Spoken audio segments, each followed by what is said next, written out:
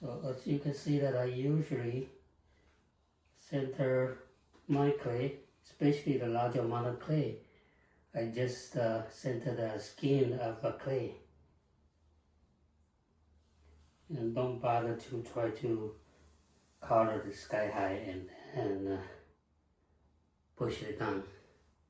So I will have less effort to center my clay because I'm just moving up and down the skin of the clay. So now clay is centered.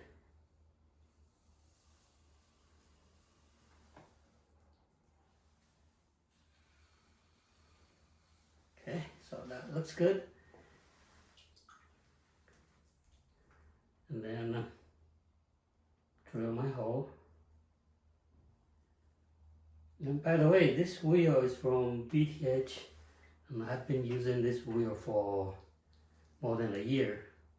I started to use it last April, last year, and I still feel very good and very quiet and powerful enough. This is 10 pounds of clay. I'm sure that even if I center 20 pounds of clay, should be fine to work with it.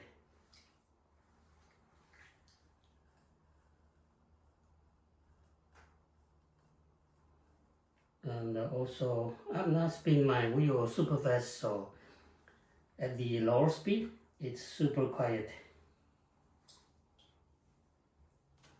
Little bit more noisy maybe when you're spinning your wheel faster, but I'm throwing at the lower speed, so it's fairly quiet.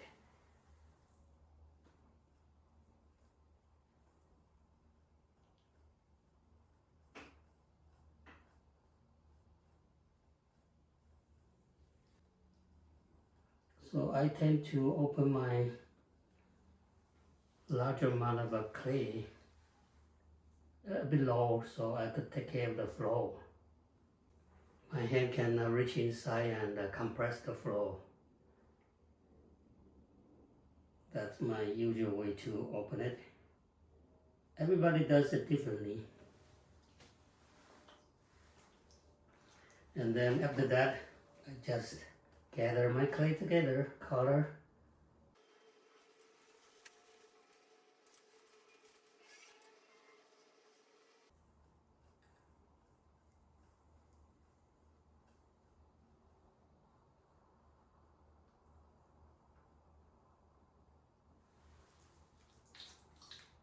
Then recycle my slip, build it up from my fingertips and toss it in. And for outside, just a little bit of water on my hand and then brush it over. So you can see that every time after my throwing, my wheel is super dry. My splash pan is clean. That's because I use a lot of slip instead of water, and also because I spin my wheel slow, so the centrifugal force is not tossing the slip or water to the splash pan.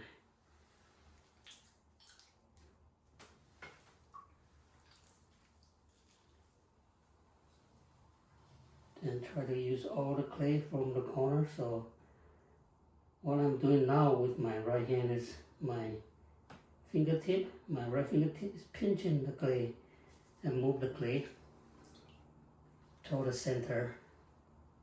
Squeeze the clay toward the center. And this hand is stabilizing while I'm doing so. Right, so this works as two ways. One is using my right hand to squeeze the clay, and my left hand is stabilize the cylinder. And then try to get the clay from the bottom and collar to squeeze it up and compress the rim. My thumb is compressing while I'm doing so. Sometimes I do this way, sometimes I do this way. So always get your rim level. And then remove the slip of your fingertips and then toss it in. And just a little bit of water to brush it on the outer part. And since my clay is fairly thick, so I'm going to just squeeze it. My left finger is pulling. My outside hand is just supporting.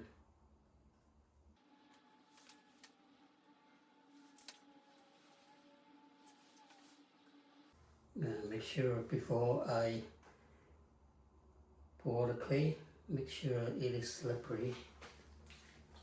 So you can see that I'm taking my time to get the surface slippery.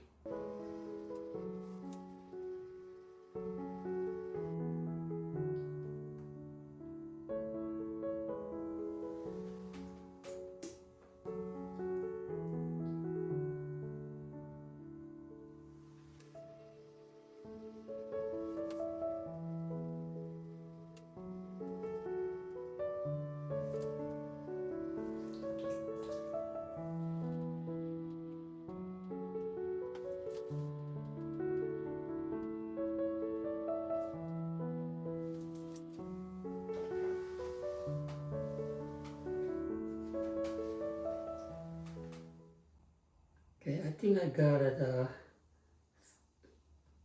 because I'm going to push the, brush the sodium silicate over and to do the stretch.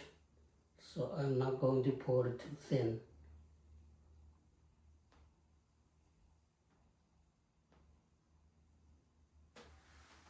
So just smooth the outer part of the surface. And keep the rim smaller, just wide enough for my arm to go in there.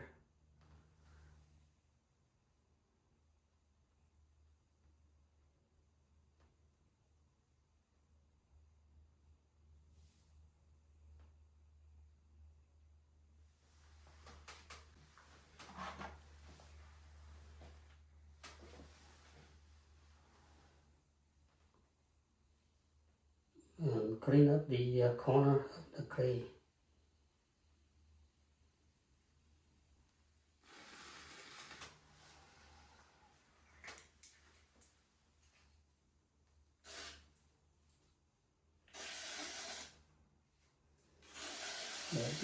Before I brush the sodium silicate, I like to make sure my bed is clean.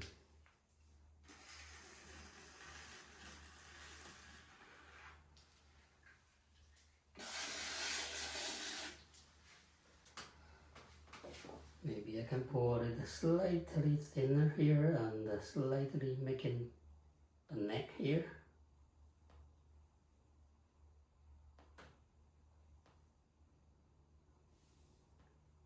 But still keeping the rim thicker.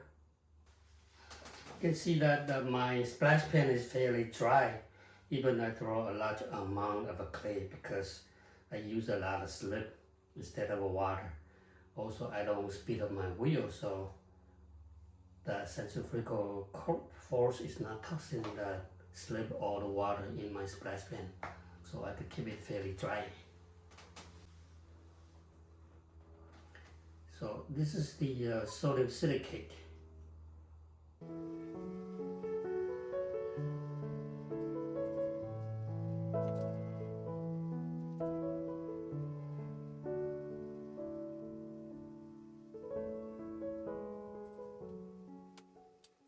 A little bit of sodium silicate in your clay or in your water is fine.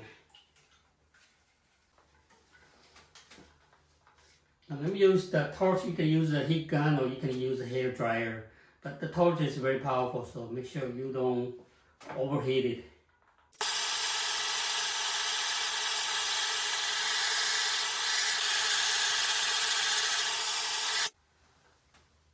Alright, so I use a torch or heat gun to heat the sodium silicate until I see that the reflection, the shiny surface goes away, and then I stop.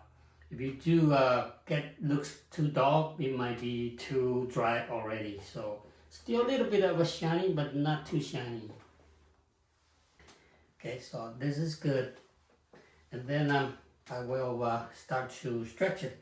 And you can use your hand, or you can use a sponge, or you can use a rib to help you too.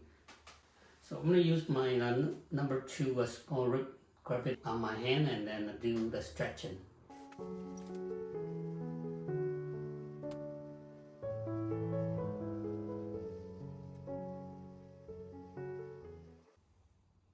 So I'm using my number 2 rib to stretch from inside. And here is the shoulder. The clay is getting thin, so if in case you don't want it to collapse, if you stretch it too thin, you can use a heat gun to kind of focus on here to dry it a bit.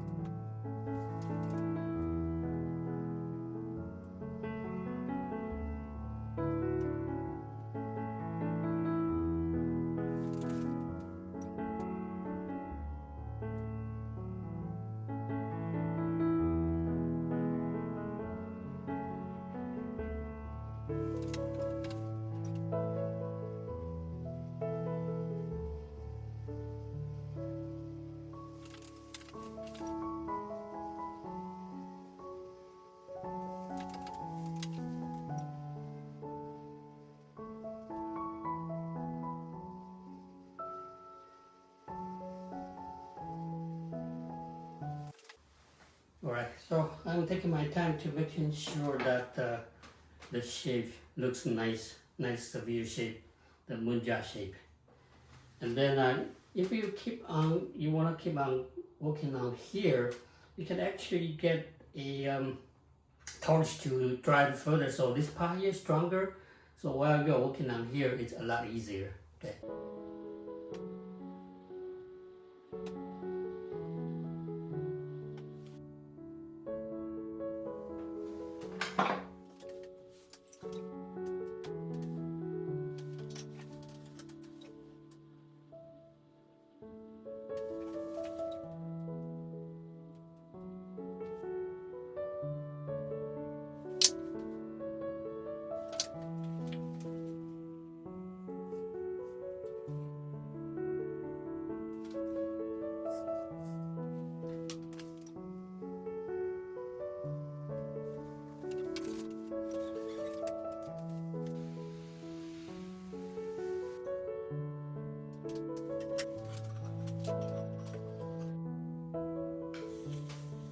Making a lid for that wood jar. I make the opening small, so this lid will be very small. Maybe my arm cannot get into the jar, but it's for decoration. Make sure I reserve enough clay for trimming the knot.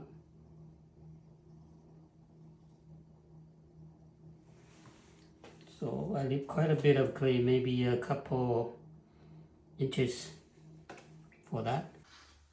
Alright, so pretty quick I make the lid. I will do the fitting and trimming and fitting later on.